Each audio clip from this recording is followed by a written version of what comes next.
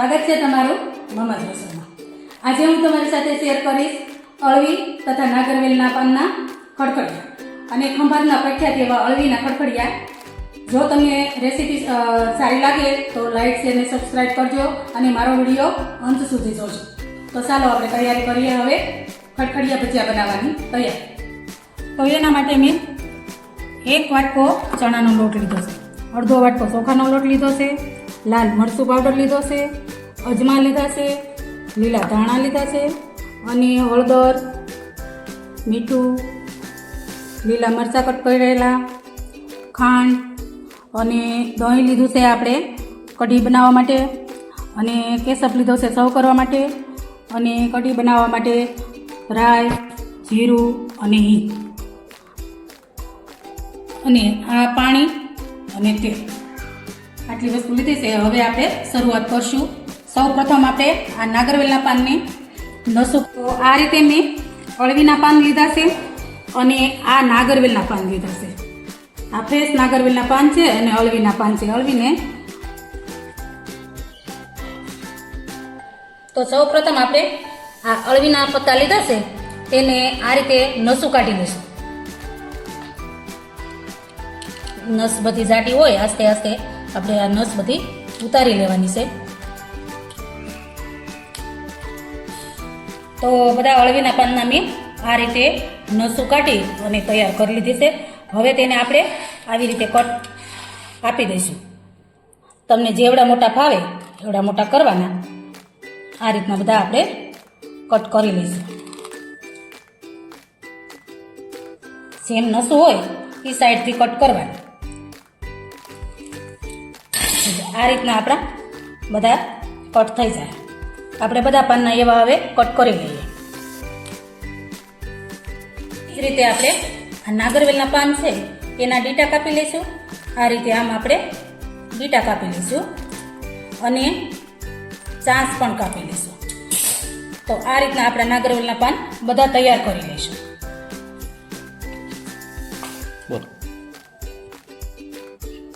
તો આ રીતે આપણે બધા નાગરવેલના પાનને સરસ કાપીને તૈયાર કરી લીધા છે।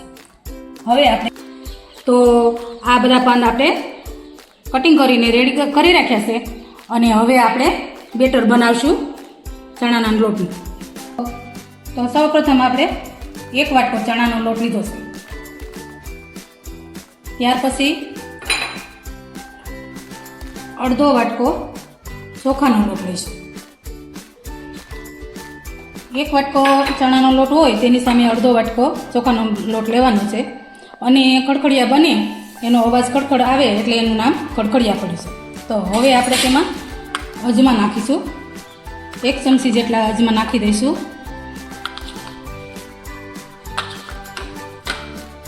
ત્યાર પછી લાલ મરચું નાખીશું।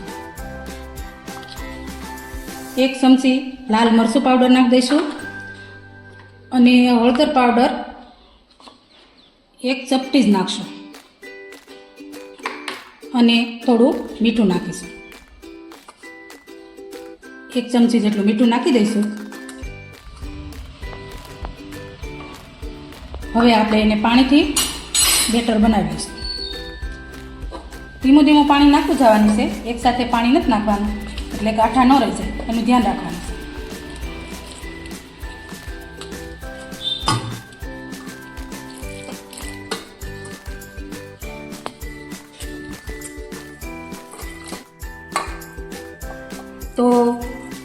તો આ બેટર આપણું બનીને રેડી છે।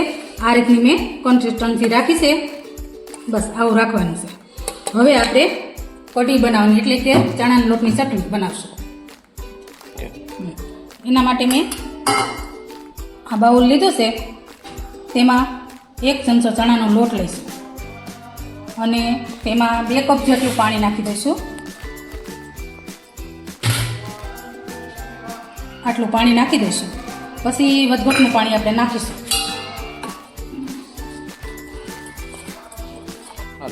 ચણાના લોટની ચટણી બનાવવા માટે મેં આ રીતનું બેટર બનાવી લીધું છે અને તેલ પણ મૂકી દીધું છે ગરમ થવા। ગરમ થાય એટલે આપણે તેનો વઘાર કરી લઈશું। તો જોઈ લઈએ તેલ આપણું આવી ગયું છે કે કેમ। બસ આપણી રાઈ તતડે એટલે આપણું તેલ આવી ગયું. તો સૌ પ્રથમ આપણે રાઈ નાખી દેવાની છે. રાઈ તતડી જાય ત્યાર પછી જીરું નાખવાનું છે. ત્યાર પછી ઘી અને ત્યાર પછી લીલા મરચાં નાખવાના છે. લીલા મરચાં કડિયાકા નાખવાના છે.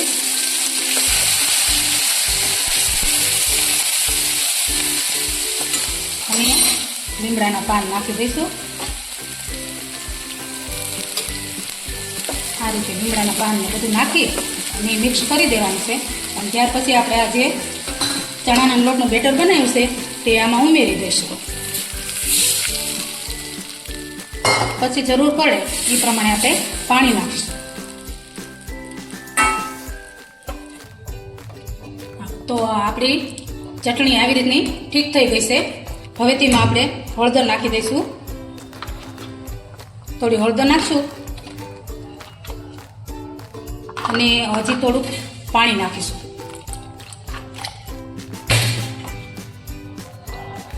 ત્યાર પછી મીઠું નાખી દઈશું. સ્વાદ અનુસાર મીઠું નાખશું. આટલું મીઠું નાખીશું, અડધી ચમચી જેટલું. અને ખાંડ નાખીશું. ખાંડ એમાં ચડિયાતી હોય છે કારણ કે આ ચટણી ગળી હોય છે એટલે આપણે ખાંડ થોડી 2 ચમચી જેટલી ખાંડ નાખી દેવાની છે. અને હળદર નાખી બધું મિક્સ થઈ ગયું છે. હવે આપણે છેલ્લે એમાં દહીં ઉમેરવાનું છે. તો આપણે આ દહીં 2 ચમચા જેટલું દહીં ઉમેરી દઈશું. તમે જોશો કે દહીં નાખ્યા પછી આપણી ચટણીનો કલર ચેન્જ થઈ જાય છે. એકદમ વ્હાઈટ કલર આવી જાય છે અને સરસ બની જાય છે. આ રીતે આપણે એને ખૂબ હલાવી લેવાની છે.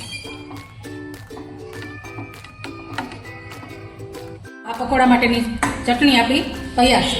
હવે આપણે તેમાં લીલા દાણા નાખી દઈશું અને નીચે ઉતારી લઈશું. આ રીતે આપણી ચટણી બની ગઈ છે. જો તમે જોઈ શકો છો આ રીતની કન્સિસ્ટન્સી રાખી છે આપણે. હવે આપણે ત્યાં જ આપણું તેલ મૂકી દઈશું. તો તળવા માટે આપણું તેલ રેડી છે. આપણે જોઈ શકીએ કે તેલ આવી ગયું છે કેમ. આપણું તેલ આવી ગયું છે અને હવે આપણે આ રીતે અળવીના પત્તાને કટ કરેલા છે તેને આમાં બોળી અને આ રીતના આપણે કોટ કરી લેવાના છે. બધા પાનને આ રીતે આપણે કોટ કરી લઈશું અને પછી આમાં તળવા મૂકી દઈશું.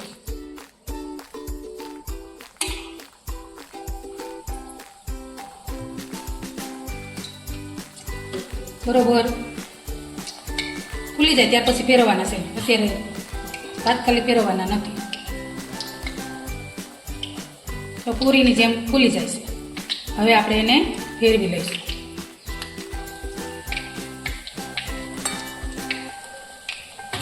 એવી રીતે આપણે બીજું પાન પણ કોટ કરી અને તળવા નાખી દઈશું.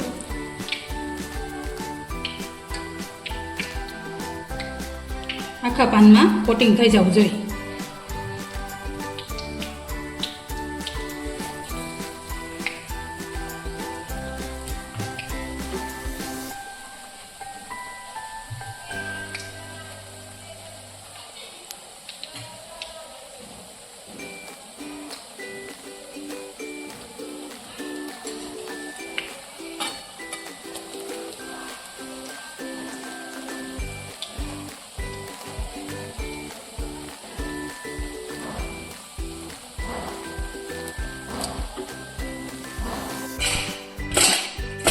એકદમ ક્રિસ્પી અને ચટાકેદાર અને ફૂલેલા આપણા અળવીના પાનના ખડખડિયા ભજીયા બની રહ્યા છે. હવે આપણે એવી જ રીતે નાગરવેલના પાનના પણ બનાવી લઈશું. તમે જોઈ શકો છો એકદમ લારી ઉપર મળે તેવા જ ખડખડિયા ભજીયા બની ગયા છે.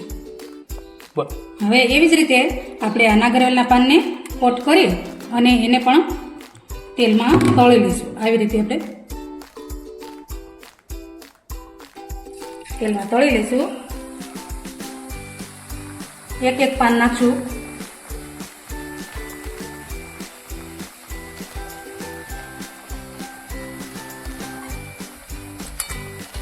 જો આ રીતે આપણે એકદમ નાગરવેલનું પાન મસ્ત ફૂલેલું થયું છે. તો એ રીતે આપણે બધા પાનને તળી લઈશું. વરસાદ વરસતો હોય અને ત્યારે આવા કડકડિયા ભજીયા જો મળી જાય તો મજા જ આવી જાય. એક એક કરીને બધા પાન તળી લઈશું. અને આ નાગરવેલના પાનના ભજીયા જો તમે શિયાળામાં કે ચોમાસામાં બનાવો તો બહુ સરસ છે, ખાવામાં હેલ્ધી છે. અને જેને કફની બીમારી હોય કે ઉધરસ આવતી હોય એને આવા નાગરવેલના પાનના ભજીયા કરીને ખાધા હોય તો એને ખૂબ ગુણકારી છે. અને જો તમને આવી રીતે પાનના ભજીયા પણ ન ગમતા હોય તો તમે આને ઝીણા ઝીણા કટ કરી અને તેના પકોડા પણ ઉતારી શકો છો. તેવી જ રીતે અળવીના પાનના પણ તમે ઝીણા ઝીણા કટ કરી અને એના ભજીયા ઉતારી શકો છો. તો જો આ આપણા ફૂલેલા એકદમ ક્રિસ્પી એવા નાગરવેલના પાનના કડકડિયા બની ગયા છે.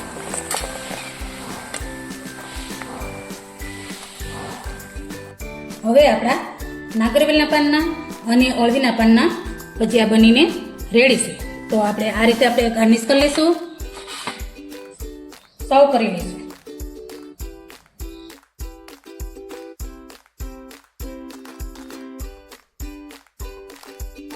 તૈયાર છે આપણા અળવીના પાનના અને નાગરવેલ પાનના ખડખડિયા ભજીયા અને ખંભાતમાં પ્રખ્યાત એવા અળવીના પાનના ખડખડિયા. લારી પર મળે તેવા એકદમ સરસ ચટાકેદાર અને મીઠા આપણા ખડખડિયા તૈયાર છે. અને જો તમને આ મારી રેસીપી પસંદ આવી હોય તો મને કમેન્ટમાં જરૂરથી જણાવશો. અને મારો વિડીયો જો તમને પસંદ આવ્યો હોય તો લાઈક કરજો, શેર કરજો, સબસ્ક્રાઈબ કરજો અને બાજુમાં રહેલા બેલ આઇકન બટન દબાવવાનું ભૂલી ના જતા, જેથી કરીને મારા નવા વિડીયો તમને તેની નોટિફિકેશન જલ્દી મળતી રહે. તો ફરી મળીશું આપણે નવી રેસીપી સાથે. Thank you.